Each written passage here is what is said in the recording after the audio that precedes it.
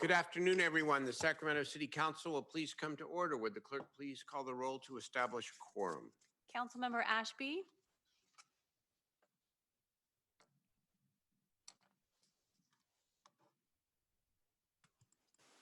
Councilmember Ashby. Here, sorry. No problem. Councilmember Harris. Here. Councilmember Hanson.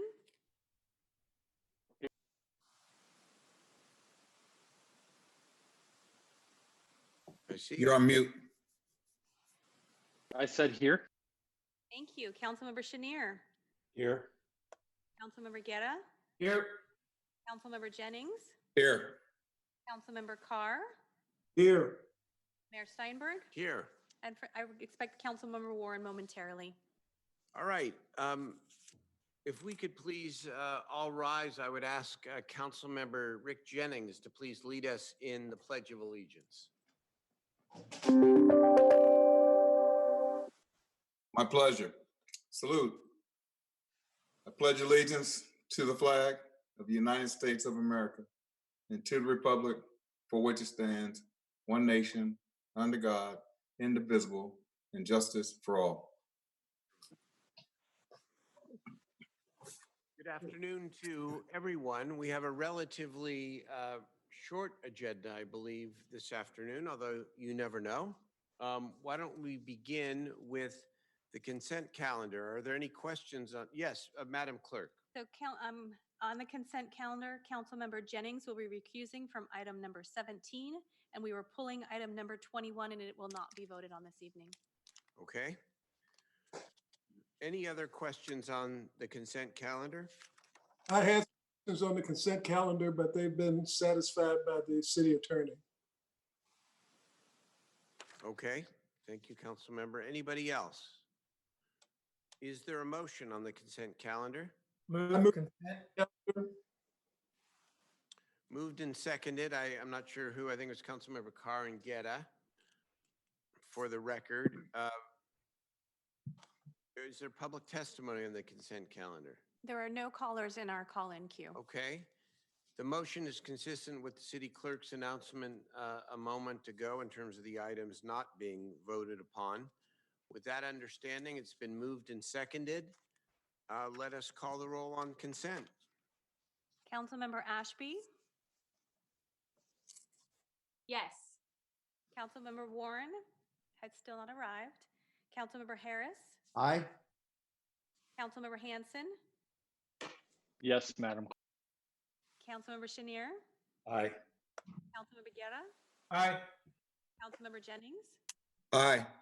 Councilmember Carr. Aye. Mayor Steinberg. Aye. All right, that passes. We do have two public hearings this afternoon. One of them is the master fee schedule. Mr. City Manager, who's going to Hey, report Mayor. on that?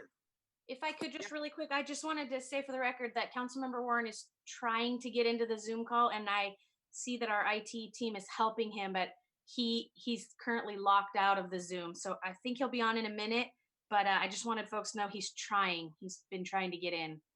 So I appreciate you saying that. So I think without objection, on the consent calendar, I want to leave the record open because if he can't get in because of a technology problem, I would like Councilmember Warren to have the opportunity to add on to the consent calendar so his votes are appropriately reflected without objection. Okay. Thank you. So now we'll then move to the public hearing. Item 31, who is presenting on the master fee schedule? That's going to be Jason Bader, our Principal Management Analyst out of the Department of Finance. Okay, Mr. Bader. Okay. Good evening, Mayor Steinberg and council members. My name is Jason Bader with the Finance Department. The item before you is the annual citywide fees and charges report. The citywide fees and charges policy sets the guidelines to determine the cost recovery levels and establishes a process to add, modify, and delete fees and charges. All fees included in the report qualify as exceptions to Proposition 26, which prohibits the city from increasing taxes by defining them as fees.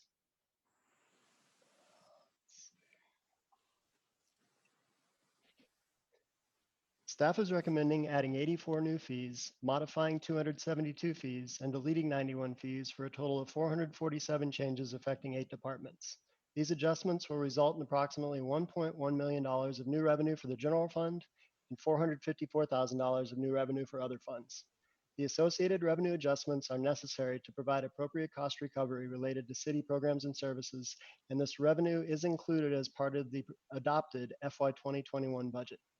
The full impact of the pandemic on the city revenues and all funds will not be known for some time.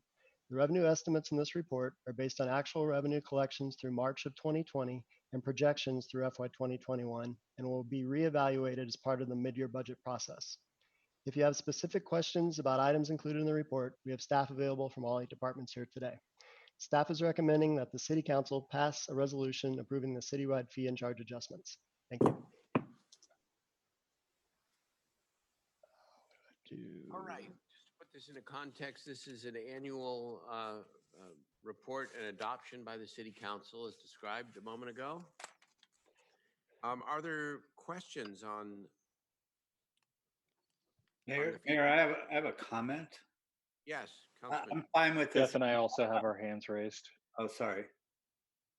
This will be quick. I just think we're doing it sometimes a little bit backwards. That this should probably come with the budget, since we've already voted on a budget that includes the fee adjustments. I'm happy to move the item, but would like next year that it come a little bit earlier. And council member, in the past, we have done that. We start this process in February, and we usually go prior to adopting the budget, but due to the noticing requirements of, we did 7, 10, and 60 days for these fees to be effective, we kind of got backwards on this one, but normally we try to go the week before we adopt. Okay, no problem. Thank you. And for the record, we have no callers in our public comment queue line. But Councilmember Chenier, if you'd like to make a motion, can you open the public hearing, please? I'll open and close the public hearing and move the item. A second. Mr. Mayor, I think I was next up. Vice Mayor? So I do have a question. Looking through the fee schedule, items 18 through 21, I'd like to speak to somebody from community development about these particular fees. I believe Tom Pace is on the call as well. Yeah, I see. Hi, Tom. Yes, Vice Mayor and members of the council. These fees are proposed in anticipation of the city receiving applications under state legislation that requires the city to ministerially approve certain housing development projects. The city is also in the process of developing a local ordinance for ministerial housing approval that will be coming before the council later on in this summer. But should we receive an application under the state mandated program, we do need to be able to have a fee to cover the costs of complying with that state law. Understood, Tom. So the question is, these are pretty substantial fees and they're new fees. How did you arrive at the dollar amount? The fees are identical to the fees that would be charged under our current site plan and design review process. We took a look at the steps that would be required in order to comply with the state law and compared that with the level of effort under our current site plan and design review process for staff level actions and determined that it was equivalent. And so at this time, we're recommending an equivalent fee. So if someone were to utilize the new ministerial process, they would pay the same fee that they would have paid under the current discretionary staff level approval process. Understood. So until we have the new ordinance for ministerial approval, they still have to go through the same process prior to the acceptance of the ordinance. That's true. However, there is a state law in effect that should an applicant file under that state law, we would have to process it. So far, no one has filed under the SB 35 provisions, but they could have done so prior to now, and we wouldn't have been prepared with an appropriate fee. So we recommend adopting these fees now so that they're in place. We do understand there are some applicants looking at using the SB 35 provisions in the near future. Okay, thank you for the clarification. Thank you, Mayor. Thank you. I think I have Mayor Pro Tem Ashby, then Councilman Hanson.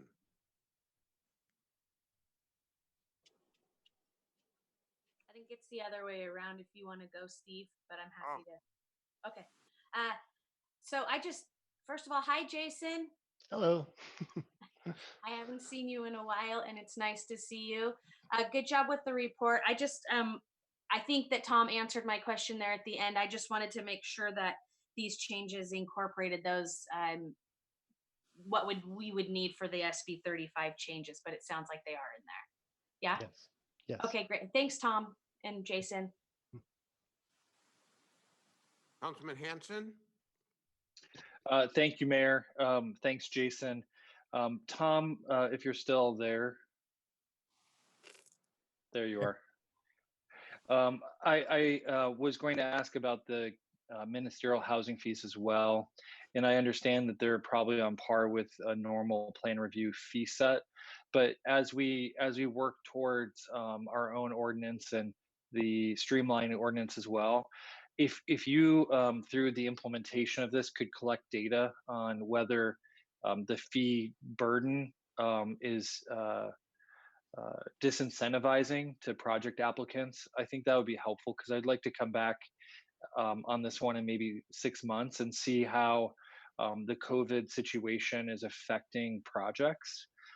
I am concerned that overall we've done a very good job on fees, but as we work through our process, not just on this, but on things like the Central City specific plan fee increase, which I hopefully going to see postponed for the immediate future, that we're not disincentivizing, particularly the small projects, people who might do an empty lot that's an infill project or something like that. Larger projects, I think, are better able to handle the fee burden. But this is just one fee of many that get placed on projects. And so I think just trying to understand that impact while we still get fee recovery. And it's really particular to the situation we're in economically right now. So we can continue to see some of those projects going forward. But I'm happy to support it now. And I think your staff, Tom, have done a great job. And thank you, Jason, for your hard work. Thank you. Thank you.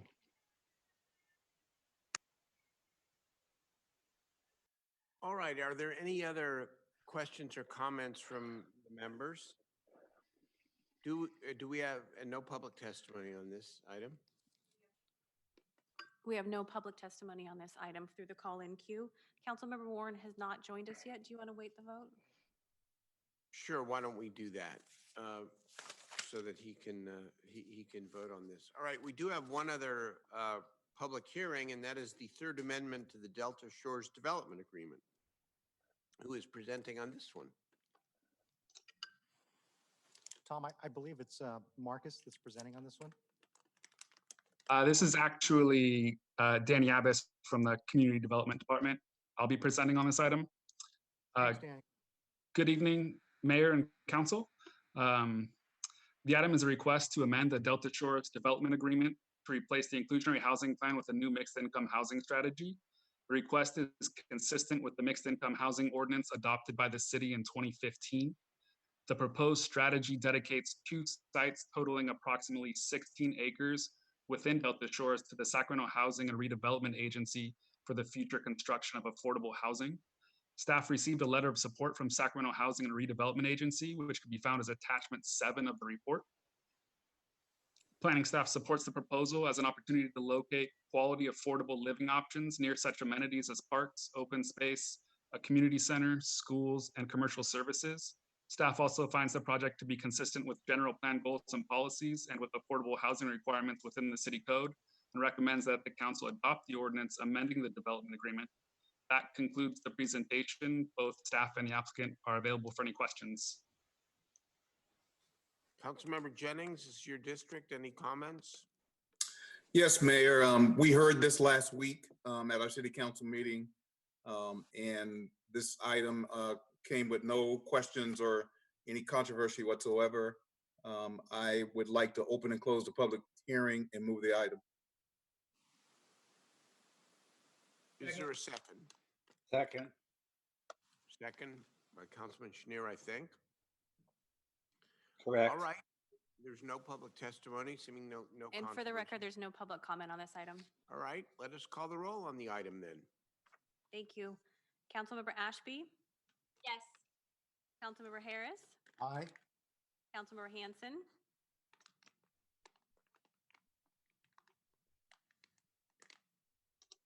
Councilmember Hanson, Aye. Councilmember Chenier, Aye. Councilmember Guerra, Aye. Councilmember Jennings, Aye. Councilmember Carr, Aye. Mayor Steinberg, Aye. and I believe Councilmember Warren is still absent. Do we know, are we going to be able to address Councilmember? He's working with IT as we speak. He's not absent. He can hear. Maria's trying to get him logged in. The Zoom booted him out with his password. So No, we will be patient and wait. We do move to public comment on items not on the agenda. Do we have any or any phone calls? Let me confirm. I still have no phone calls for public comments for matters not on the agenda. Okay. Are there city managers report? Mayor, may I ask our city auditor, Jorge Oseguera, to provide a status update on the survey that was discussed last week in the chambers with the council relative to getting stakeholder and feedback from the public to inform the council's discussion on the CARES Act funding? Very good. Of course. Let's get a report from our city auditor on the status of the survey. Good evening, Mayor and members of the City Council. Jorge Oseguera, City Auditor. Can everybody hear me okay? Yes. Perfect. So we have been working to put together two different versions of a survey, one that would be targeted to our business community, one that would be targeted to our residents. We've drafted some questions that we think would be relevant to address the concerns that have been raised by the Mayor and City Council. And we've circulated that list of questions with some of our management staff, received some feedback, made some modifications, and then circulated the updated draft language and questions to the Mayor and City Council as of Friday evening. As feedback comes back from our elected officials and their staff, we've been making additional modifications to those questions and our survey. And in the meantime, we have also been interviewing a number of firms that specialize in marketing and research and analytics to potentially execute the survey on behalf of the city of Sacramento. We expect our last bid to come in this evening, at which point we'll be able to review the different options that we have before us and how to execute this survey, and hopefully be able to make a decision on what firm to go with to conduct the survey this week and begin the survey as soon as possible thereafter. The goal being to be able to provide the council with some results and information within 3 to 4 weeks of beginning the project. I'm available to answer any questions should you have any, and if you have any feedback, you can feel free to shoot me an email or give me a call. Just to reiterate, when do we expect answers, preliminary answers from the public and the business community? 3 to 4 weeks? That's correct. Okay, we may be making some decisions, some so-called early win decisions prior to that, but I think that time frame is about right for some of the longer term decisions. Yes. Okay. Very good. Any questions for the city auditor? Mr. Mayor, I have a question. Yes, sir.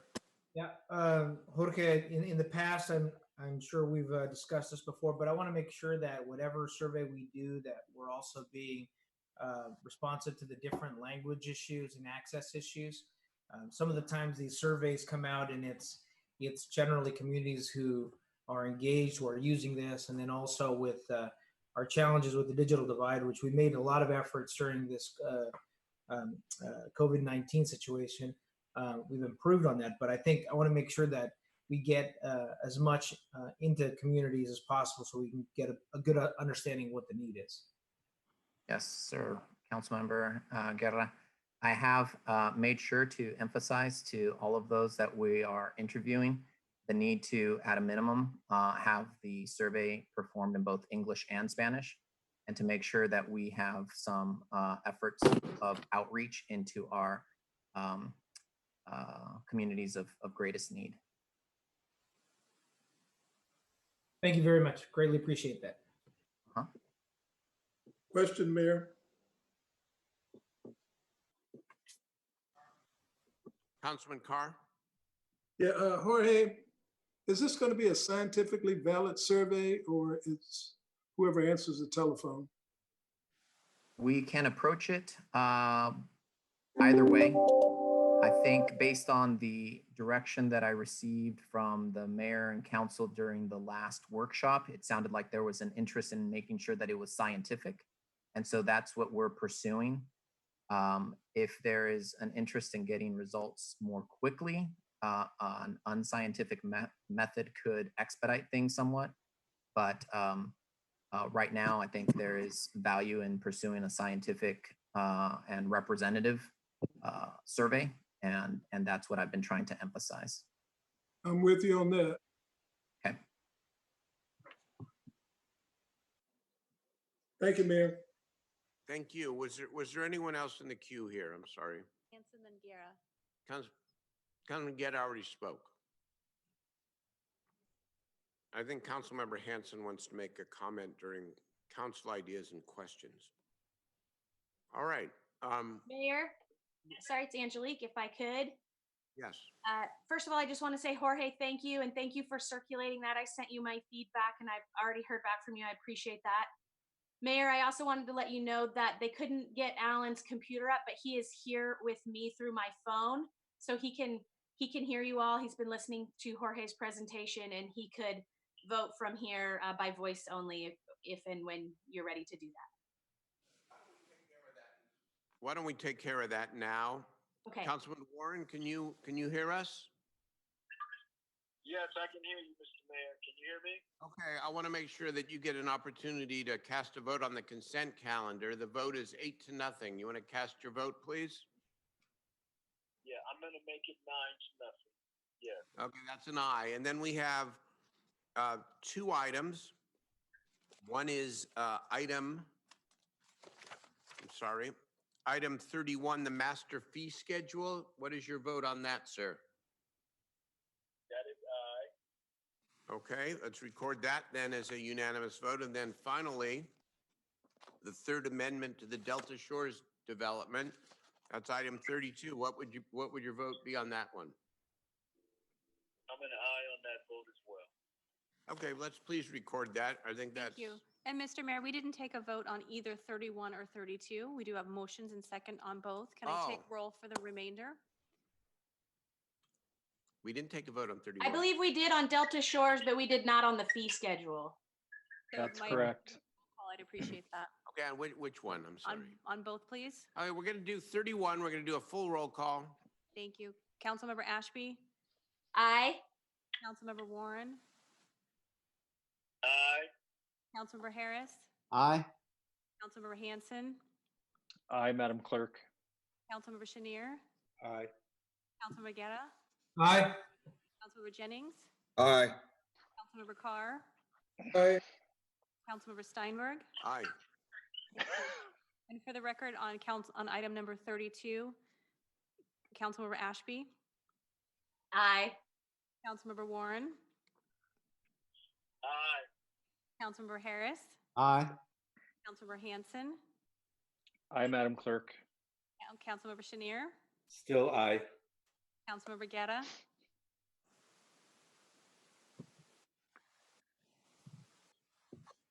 Aye. Councilmember Jennings, Aye. Councilmember Carr, Aye. Mayor Steinberg. Aye. And thank you, Mayor Pro Tem, for having Councilmember Warren participate. And let the record reflect that Councilmember Warren voted twice on each item. Thank you. Chicago. Okay, we were back to council ideas and questions. And I think Councilmember Hanson, Councilmember Jennings, and Councilmember Chenier are up, and anyone else who And wants to. Harris. And Harris. Okay, so let us begin with Councilmember Hanson, please.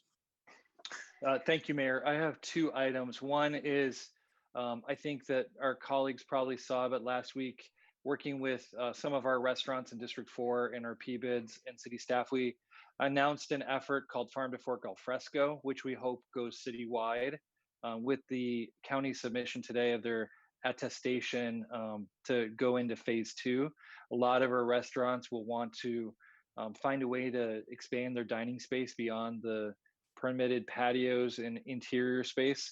And so I just want to thank the city manager, Hector Barone, Ryan Moore, Jennifer Donlin Wyan, and Matt Reed from my team, as well as Tom Pace for helping to work through that. I believe the guidelines are going to come out later this week from staff, but it's a program that can benefit people around the city. And there's still some details to work out, but we were hoping to get ahead of the reopening and plan for our restaurants to be able to successfully maintain their business as best they can while being safe.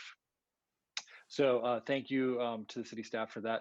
Secondly, while I have everyone, and this is a short meeting, I just wanted to mention the two artists who are represented behind me. Right here, Marin Conrad, known to many of you. This is a valley oak tree, and she did it to signify resilience and strength and the nourishment that Native people got from the acorns of those trees and their persistence through drought, as well as their ability to provide shelter. And she did it in metal because that is a more durable material. So it's copper and silver. And then on the other side is Sean Berner, who's a local artist known to some of you. He's done a lot of great murals around town. And it's just a beautiful piece. I thought we'd give them a shout out because a lot of our artists trying to make do during this time. And I know that all of you have been very supportive of our local artists and thought you'd understand a little bit better the work behind me if I talked about it. So thanks, everyone. Very good. Thank you so much. Councilmember Jennings. Thank you, Mayor. I'd like to go last. I have two adjourned in memory of. Of course. Councilmember Chenier. Thank you, Mayor. I wanted to talk a little bit about some work that you and I have been doing, and also that my staff and others have been doing around youth programming. On the first piece, which I'd like to have come back next week as we consider what we're doing, and this is because time is of the essence of it. We've been working with Sac City Unified, and we're reaching out to the other school districts about creating a 5-week summer program that hopefully will help those most at risk, first grade, third grade, fifth grade, middle school, ninth grade, and reading recovery, not fall further behind. These young people will be out of school probably for 6 months at a minimum, some doing online learning, some not. So we'll be bringing something back, or at least a framework that we're working with the district on. And again, we're working to reach out to all of the districts in the city of Sacramento. So we'll bring that back. Two other pieces that also concern youth and not as imminent.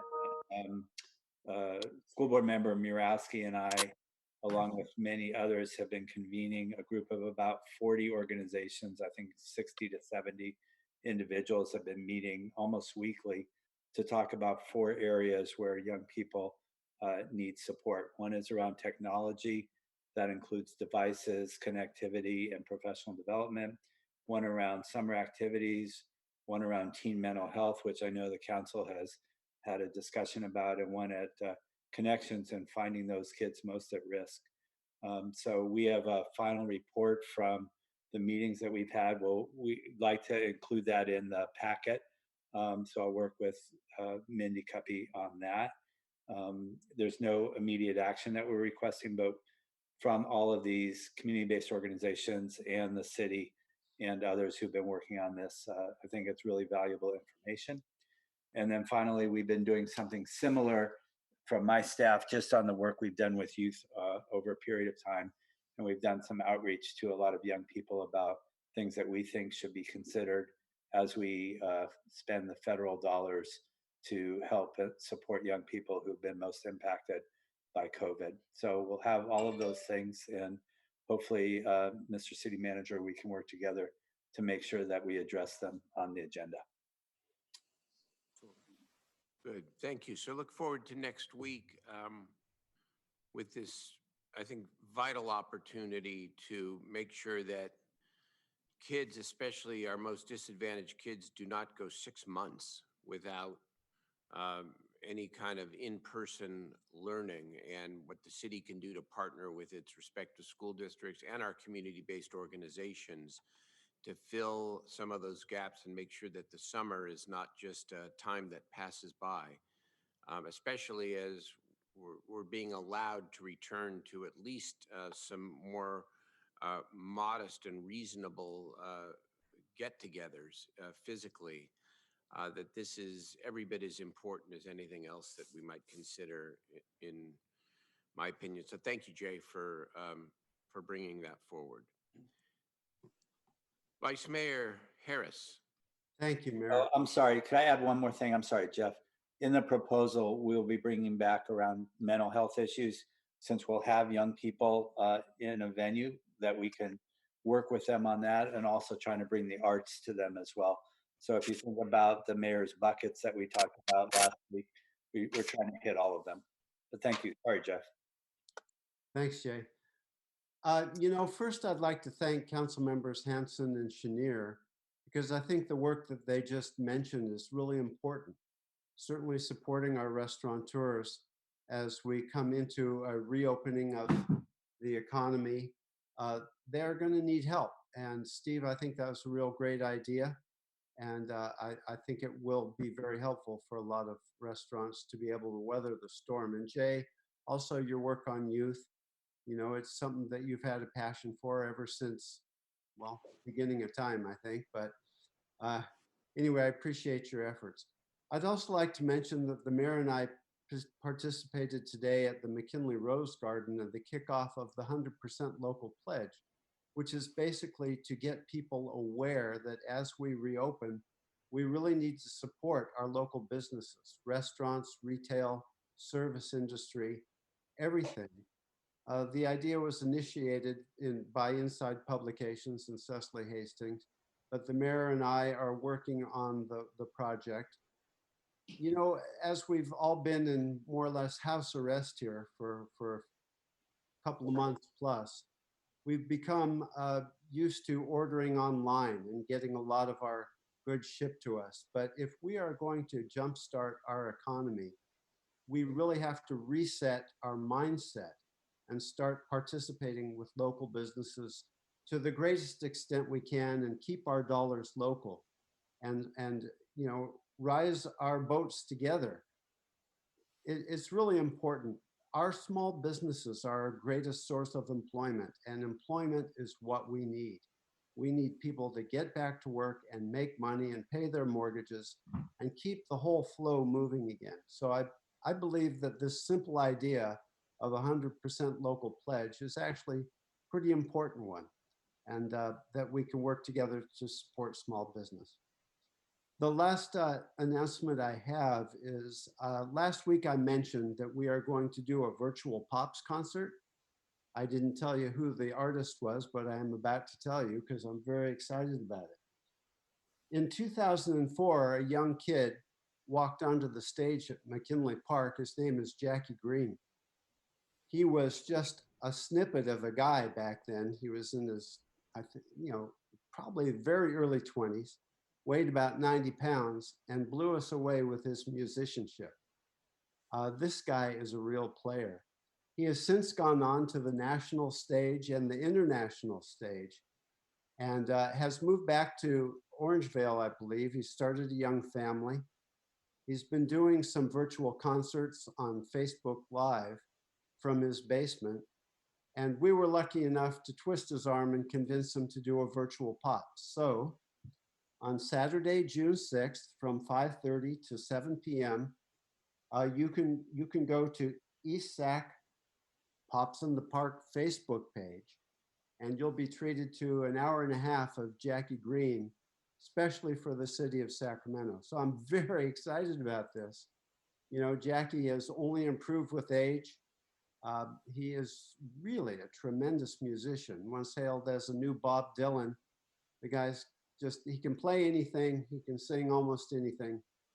I'm really excited about it. And to tell you the truth, I'm just really excited that we could carry the Pops tradition on this year, because we thought we were going to lose it altogether during the COVID crisis. So please go to ESAC Pops in the Park, get all the information, fire up your barbecue, get your friends socially distanced, have a glass of wine on your front lawn, and pull out your biggest computer screen, and we can all have a big party with Jackie Green.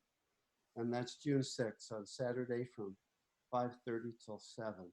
That's great. I'd like to thank my staff, and Isaac Gonzalez and Phil Pluckybaum and Steve Harriman have been essential in helping us pull this together, both as far as the tech aspect, but also working with Jackie's management and so forth. They have always been on my band selection team, and you know, what a great bunch of folks to work with. So I look forward to seeing you there, and I really hope that you avail yourself of this opportunity, because this is citywide. It's not District 3. This is for the entire city, and I think we're going to have an awful lot of fun with this. Thank you very much, Mayor. I bet you it'll be the biggest attendance ever, too. Oh, I forgot one thing to mention. We've added a little bit of spice to it because, as you know, a lot of our nonprofits are languishing in this environment. And so we've made this a fundraiser for women's empowerment. One of my favorite players in the city, Lisa Culp and Women's Empowerment, do so much for women who have fallen into bad circumstances, largely because of domestic violence, find themselves on the streets. And Lisa rehabs these women and gets them into employment. It's just simply, she's one of the best service providers in the city. And because she can't do her annual gala, her fundraising is flagging. So we're doing the best we can to help out. My goal is to raise 20 grand for her. We'll see how far we get. But during the concert, you will be able to make donations live online for Lisa Culp and Women's Empowerment. Thanks again, Mayor. Terrific. Councilmember Guerra. Thank you, Mr. Mayor. Appreciate the opportunity. Excited about Jackie Green. Jeff, I think that's exciting for the entire city. I think we really lucked out there. I'd like to, one, make an announcement and also express my sincere gratitude to the Barsotti family and all the hardworking women and men of KP Organic Farms and the Farm Fresh to You organization. As a result of the USDA Farmers to Family Food Box Program, they were selected. They're a farmer. They're a farm right across the river, and because of it, they'll be distributing food throughout all of Northern California. But of the 12 locations, 3 of them are going to be in Sacramento. And you know, it's interesting how life brings you back together. But you know, I remember my days as a farm worker, and it's brought me back again with an old buddy of mine. And we'll be able to, because of this program, be able to deliver over 64,000 boxes to families per week to folks in the Sacramento region. That'll feed about 191,550 families over a 6-week period through these boxes of family food, fresh produce from our local organic farmers here. The distribution is going to happen by 3 nonprofits that were selected: our Sacramento Food Bank, Asian Resources, and La Familia Counseling Center are going to be releasing the times and locations. I believe ARI is already going to do theirs at their weekly distribution time, which is 10 a.m. But the exciting news is that we'll be able to do almost 780 boxes a week at La Familia and ARI, and then through the network of the Sacramento Food Bank. So exciting way of feeding folks. I can't say that thank you, Mr. Mayor, for taking the issue of food insecurity as the #1 issue right off the bat. you and your staff and Julie have done amazing work in doing that. And it's exciting to see that we're going to have more food for families out there. So we'll get that information out to everybody so we can make sure that no food gets left unused. Families have something to eat during this difficult time when folks are either out of a job or have difficulty accessing food. You know, one of many heroic efforts on food and delivering food. I'm going to talk about that a little bit in a moment when I make my comments. But let me go through the list of the members who are up here. Councilmember Ashby is next.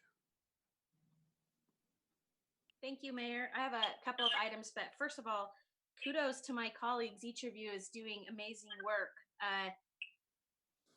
Jeff, Jackie Green, that's huge. I think you may go bigger than Sacramento. I know my dad loves Jackie Green, so I will definitely be telling him to tune in from Davis as well. So that's going to be fun. And in honor of your hard work, Jeff, I shall challenge all of my colleagues and be first up. I will give you $1,000 towards women's empowerment to get you started on your fundraiser. And hopefully my colleagues will step into and put $1,000 towards that wonderful organization that's doing great work all the time, but especially right now. Angelique, let me just break in and thank you. That is awesome. I'm sure Lisa's going to jump for joy, and what a great way to start. Can't thank you enough. Yeah, good work. Good work. That's going to be really fun. Also, I wanted Count to me in. just. Hey, Steven, that's two. That's two, Jeff. Hallelujah. I'm going to wait for a second. Anybody else? All right. I wanted to also say to you, wait, is Eric in too? Eric, are you in too? Yeah, count us in. That's a great event. Wow. Yes. Wow. There you go. You guys are the best. We're up to 3. And then I wanted to tell Jay, thank you for including Karina in your great work. She's been participating on those phone calls with you.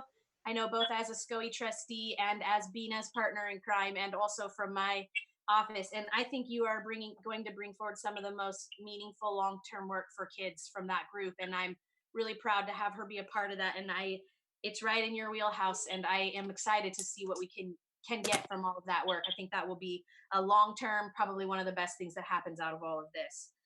And then I wanted to give you guys a little bit of an update in case you just didn't happen to see this. You know that Sleep Train was being used as an overflow site. In the end, they had about 7 patients there over the last month or so.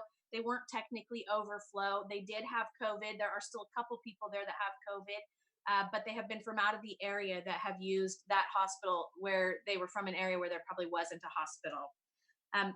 The hospital that site is going to go into basically like a warm shutdown. So they're not going to use it but they're going to leave it structurally set up for this until we get through the fall, so that if we end up having a second bout, pray we don't, but if we did, we would have it already set up and ready to go. And so that's the update on Sleep Train, in case people are asking you, or if you have any questions about that. My office is going to kick off our farmers market this weekend.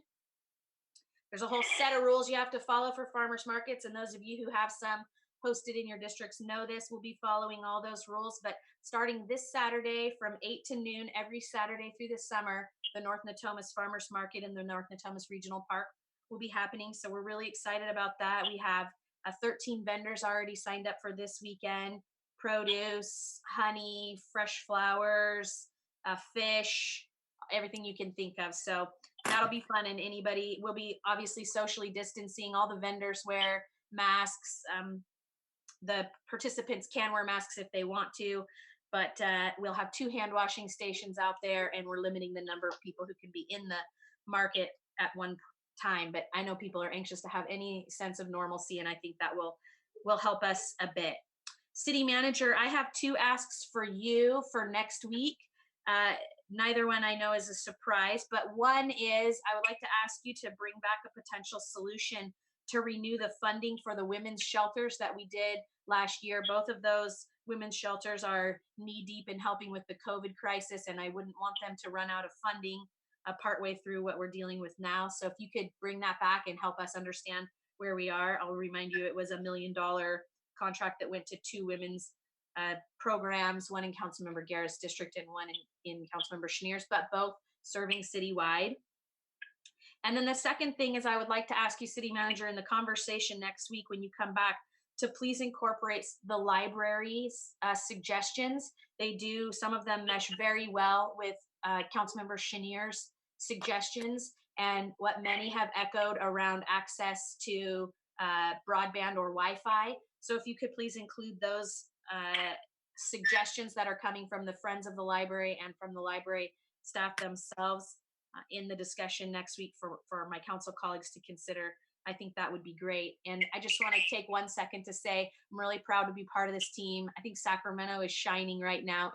And just listening to your comments, this is the first time I can remember a council meeting where the council comments, where you're all just each trying to express what you've been working so hard on, actually took longer than the meeting because you're all taking day and night trying to figure out ways that we can serve our community. So really proud to be amongst you. Thanks, Mayor. Thank you, Councilmember Ashby. Next is Councilmember Carr. Yes, thank you, Mayor. It's really heartwarming to see the outpouring of effort across our city and across our whole county with people just trying to do good, trying to do good things, trying to make the situation better. And I have another one of those as well. As some of you may know, we built out the kitchen at the Pinnell Center swimming pool.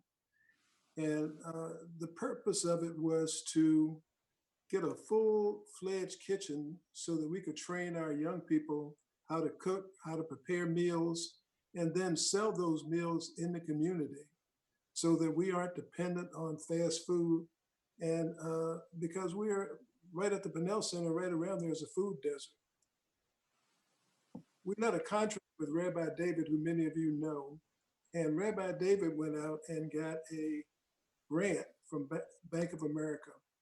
The grant is specific for Meadowview, and it will allow 600 meals a week to be delivered to residents in Meadowview. And we've divided that into 2 nights, Tuesdays and a Thursday from 5 to 7, and 300 meals each night.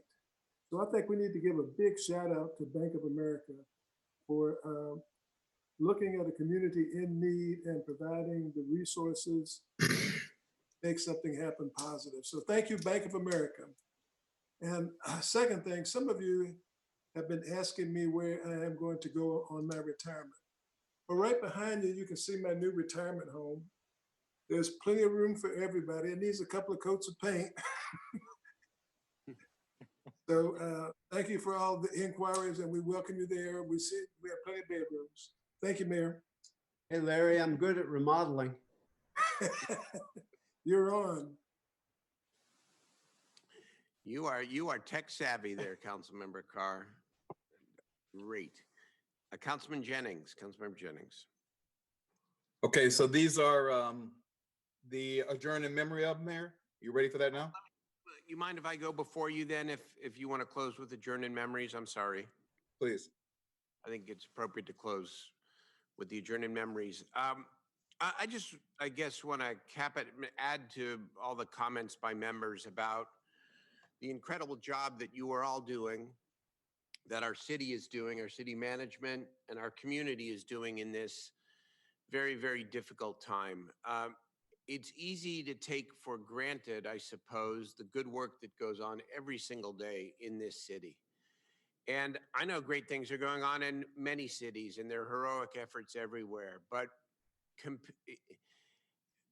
we are in decent shape. There are a lot of people hurting. There's no question about it.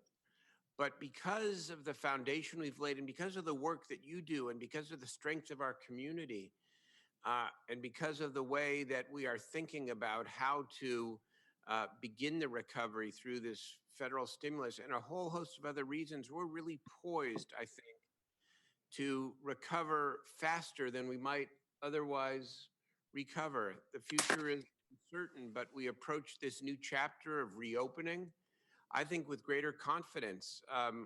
we didn't wait, Councilmember Hanson didn't wait until after the county order to suggest the alfresco outdoor dining idea, been working on it. And so now we'll be ready to go that many weeks earlier. We're getting a big jump start on our stimulus investments, as next week we will come back with a variety of ideas from your input about how we can create early wins.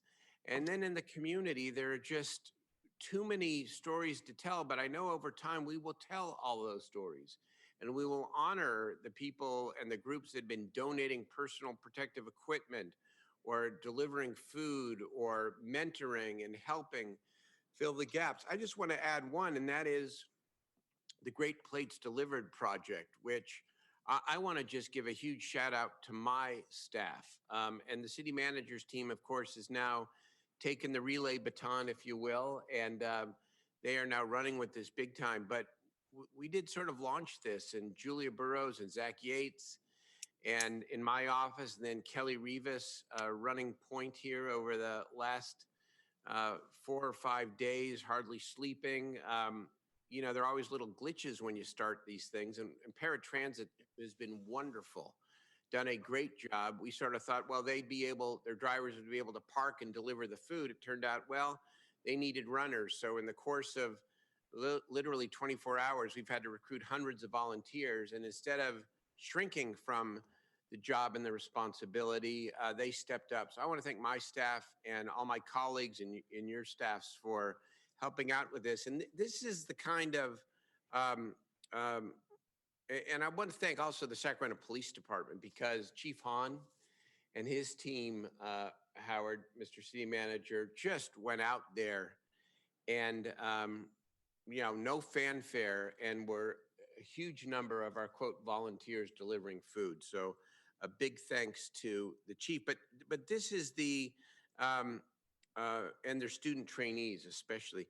But this is creativity. We have spent thus far the grand total of $16,875 city dollars. 16,000. We've involved 30 restaurants. In week one, the economic impact of the restaurants has been $270,000 in just 6 days. We've delivered 3 meals a day for 6 days, 13,680 meals to 760 seniors. And the visits, by the way, have doubled, not just delivering the food, but they've been wellness checks.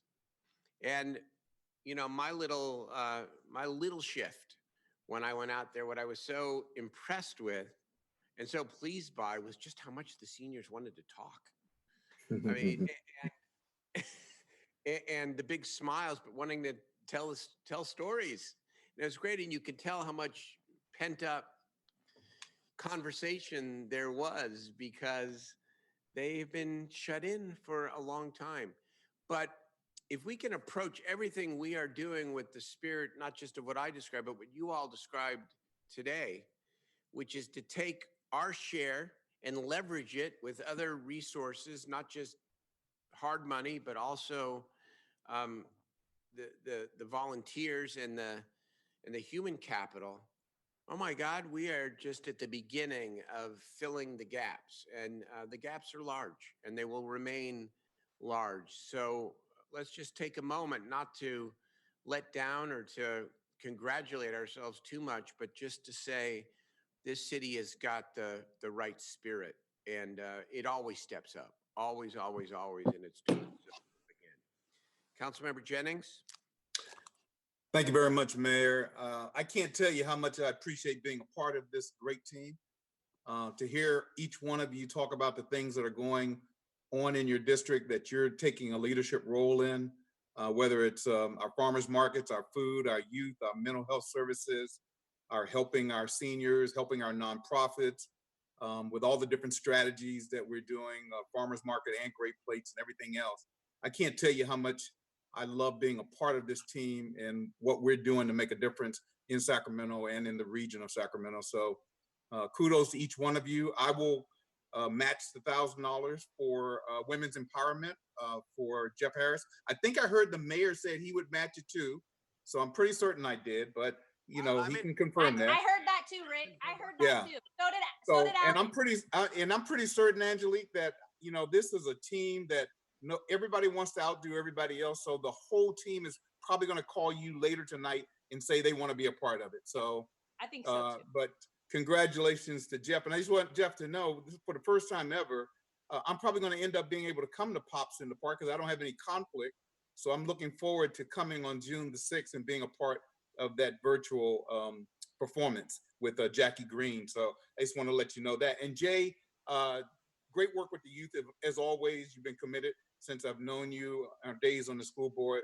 And I want to make sure that your office works with my office on the mental health work that we've already been doing so that we don't duplicate our efforts.